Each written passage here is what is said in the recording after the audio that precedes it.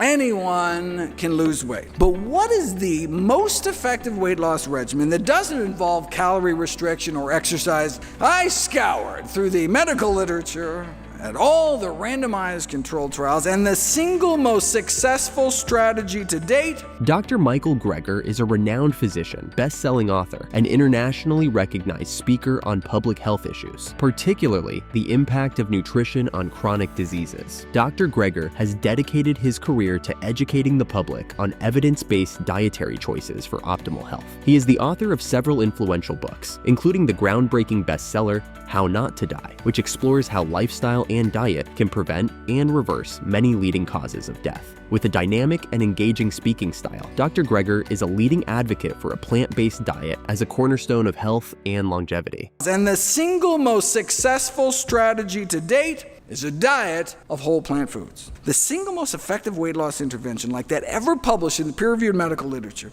a whole food, plant-based diet. That works better than anything else studied to date, and no wonder.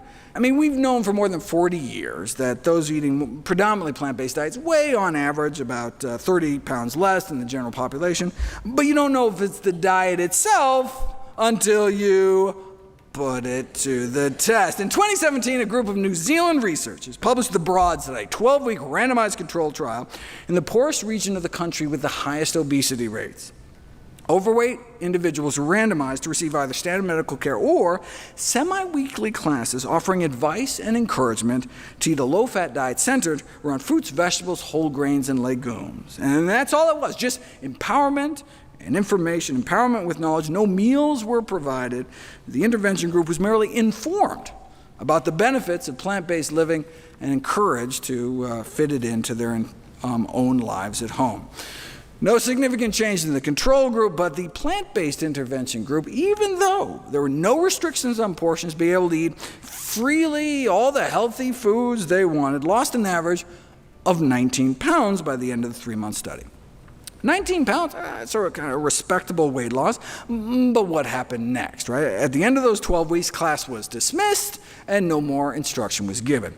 The researchers were curious to see how much weight the subjects had gained back after being released from the study, so everyone was invited back at the 6-month mark to get reweighed. The plant-based group had left the 3-month study 19 pounds lighter on average, but 6 months later, they were only down about 27 pounds. They got better. The plant-based group had been feeling so good, both physically and mentally, had been able to come off so many of their medications.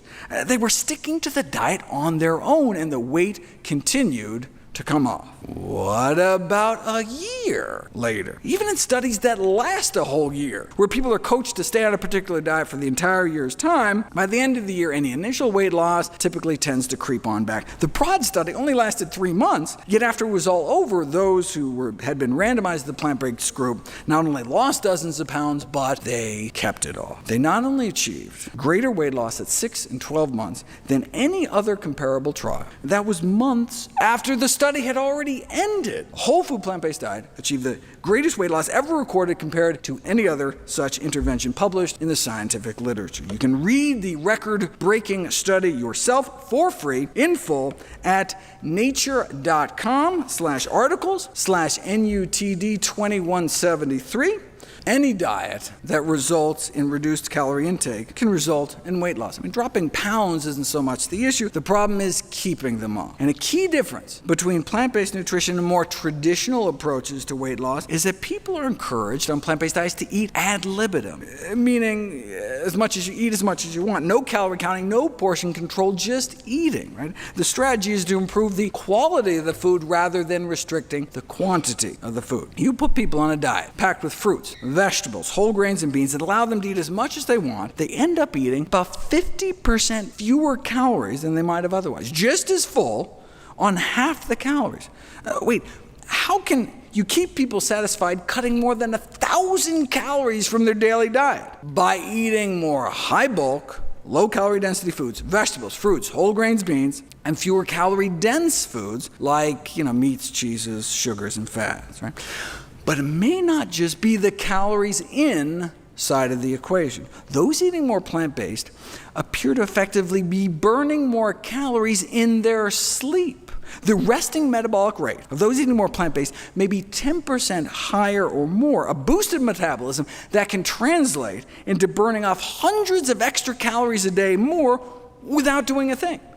Eating more plant-based, you burn more calories just existing. So no wonder why those who eat more plant-based tend to be slimmer. Start packing your diet with real foods that grow out of the ground, and the pounds should come off naturally, taking you down towards your ideal weight. It's not a calorie, because drinking this is not the same as eating this. But even if you consume the same number of calories, chewed for hours to pack in all those carrots, a calorie may still not be a calorie, because it's not what you eat, it's what you absorb. And as anyone who's ever eaten corn can tell you, some bits of vegetable matter can pass right through you. A calorie may still be a calorie circling your toilet bowl, but flushed calories aren't going to make it onto your hips.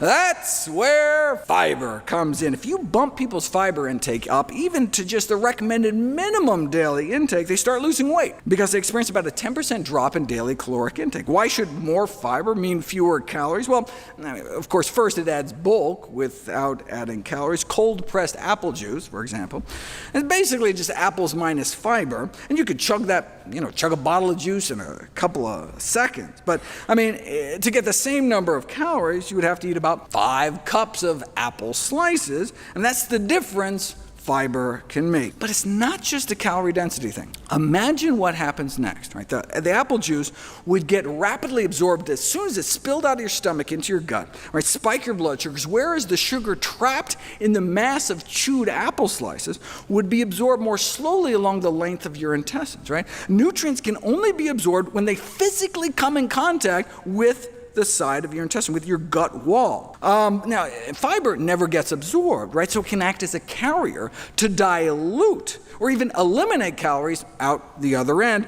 And fiber doesn't just trap sugars, it acts as a fat and starch blocker too. Those on a standard American diet lose about 5% of their calories through their waste every day. But on a higher fiber diet, we double that. It's not what you eat, but what you absorb. So you can lose weight on a high fiber diet eating the exact same number of calories, simply because some of those calories get trapped, get flushed down the toilet, and never make it into our system. And it's not just the calories in the high fiber foods themselves that are less available.